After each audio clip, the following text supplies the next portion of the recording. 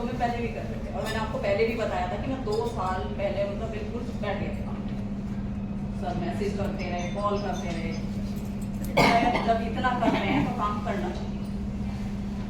मतलब 2 साल बाद, और अभी सिर्फ 2 महीने बीते हैं, तीसरा ही महीना मेरे को काम करते हुए। तो वरना मैंने काम यही सोच के छोड़ दिया था कि अब ये पैसा गया तो गया। एक एंट्री मेरी अभी 13 एंट्री हो, 13 एंट्री का पैसा थोड़ा नहीं होता, और एक मिडिल क्लास के लिए बहुत बड़ा, तो मेरे लिए बहुत बड़ा था। मेरी जितनी सेविंग थी मैंने सारी ही लगा दी बिना सोचे समझे। मतलब मैं खुद इस बात से हैरान था कि मैं बहुत सोच के डिसीजन लेती, और सोचना इसलिए होता है कि थोड़ी सी पढ़ाई भी की थी उस बेस पे कह लो, या फिर मैंने लॉ किया उस बेस पे कह लो, और सोच समझ के डिसीजन लेते थे।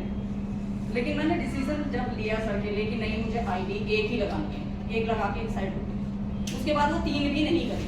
सर ने बोला दीदी आप और एंट्री लगा दो, मेरे कहने से लगा दो। लेकिन ये नहीं सोचा कि जब मेरे से 3 नहीं हो पा रही तो इन्हीं के लिए काम कैसे करूँ। मैंने बिना कुछ सोचे समझे सर से पूछा कितने पैसे लगाने कि आपका एस्टिमेट है।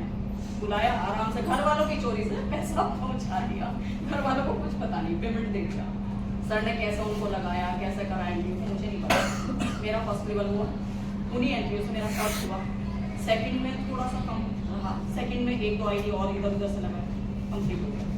फिर सर बोलने लगे थोड़ा सा दीदी और करो, वर्किंग करो, वर्किंग करो। और वर्किंग किसके बस की थी? नहीं थी, मेरे बस की वर्किंग ही नहीं थी। पैसा लगा दिया, वर्किंग नहीं हो रही थी मेरे से, क्योंकि जहाँ भी जा रहे वहां पे मेरे को सिर्फ ना मिलती, सिर्फ ना था और कुछ नहीं। मैंने सर को भी नहीं बताया।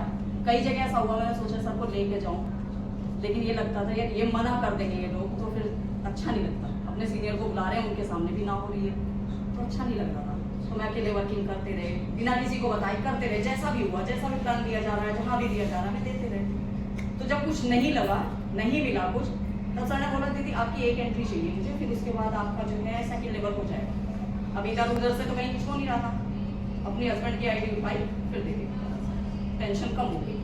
सोचा आप सर शांत हो जाएंगे, अब कोई टेंशन नहीं, कुछ दिन के लिए शांत हो गए।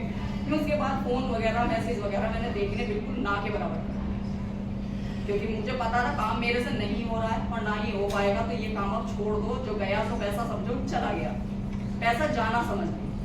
लेकिन फिर दोबारा से जब सर ने तो मैसेज या कॉल छोड़ी नहीं मेरे को, इनको तो मुझे पैसे दिलवाने थे।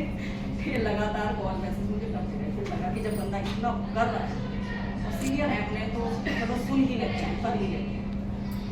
फिर बाद में भी थोड़ा सा सर ने प्रेशर दिया, दीदी टारगेट होता है, ऐसा होता है, मतलब एक लालच कहते हैं ना, आपको जो टीचर लालच देखते हैं वो सर ने मुझे लालच दिया।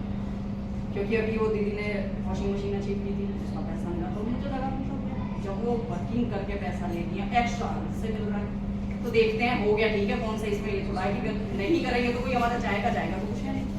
तो आराम से जो एक टारगेट ले लिया, बस सोचे समझे बिना, कोई सोचा नहीं कुछ नहीं। उस दिन में साधनपुर जो है प्लानिंग करके आए थे, मुझे भी जब देने गए थे कभी भी साथ नहीं, तो वहाँ से बस एक दिमाग में आए, सर ने बोला नहीं दीदी आप टारगेट ले।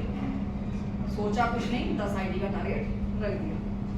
पता है कि ना होगी, हर जगह से ना होगी, और पूरा महीना सच में मेरा ऐसा ही निकला।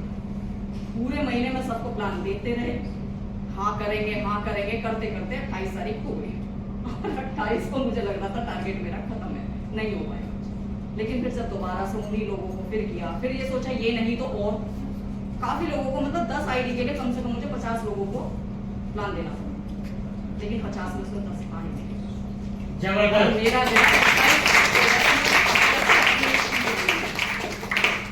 मेरा पेमेंट आ गया, लेकिन वो लोग आईडी देने के लिए तैयार नहीं। पेमेंट दे दिया, किसी ने 1000 दिया, किसी ने 2000 दिया, पेमेंट दे के आईडी देने के लिए तैयार नहीं। अब फिर कोई टेंशन, सर बार बार कॉल कर रहे हैं दीदी आईडी पहुंचा दो, मेरे को आईडी लगा लिया। अब आईडी हो तब दूं ना। मेरे पास 29 तारीख को मेरे पास कंप्लीट सबकी इन्फॉर्मेशन पहुंची, पूरा डिटेल जो पहुंची थी 29 की रात। सर मेरे को बोल रहे दीदी आ जाओ मेरे को डिटेल दे दो, लेकिन 29 की शाम तक 7 बजे तक मेरे पास पूरी डिटेल नहीं थी। 8 बजे मेरे पास कंप्लीट डिटेल हुई, 8 बजे मैं 9 बजे सर को मिले, 9 बजे में जाके आईडी कंप्लीट करा के। तो अब लग रहा है कि अगर मेहनत करेंगे तो दोबारा हो सकता है, इसीलिए फिर दोबारा से अब का टारगेट जो है बहुत बड़ा है। ये 10 का था, ये 37 आईडी का टारगेट। जबरदस्त, जोरदार।